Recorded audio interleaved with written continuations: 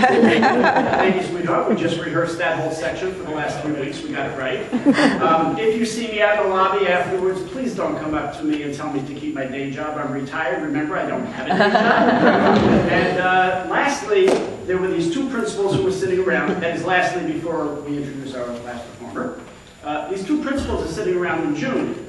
And they're talking about, their staffing for the next year. Now, I'm a principal, so we have to do a principal job, right?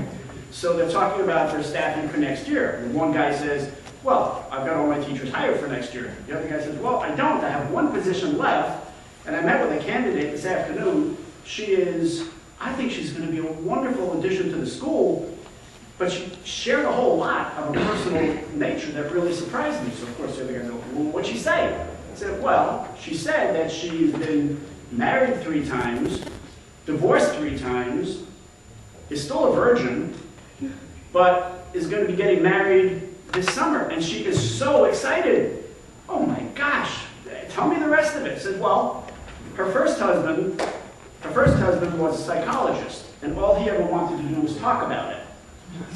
Her second husband was a gynecologist, and all he ever wanted to do was touch it.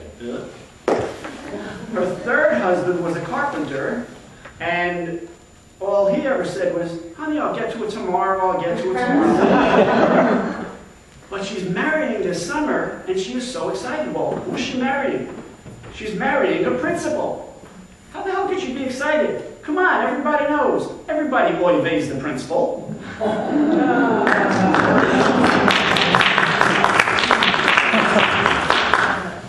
Remember the first thing I said, that I couldn't do this until I retired because I get fired for the things I said? I actually once told that joke to a professional organization of principals, and I had to write a letter of apology for doing it. Okay, so, Laura Thorne is a Minneapolis-based comic who entertains crowds at colleges, clubs, and corporate events.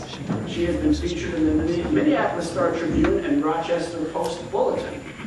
Laura Thorne was named 2012 Comic of the Year by her mother. Yeah.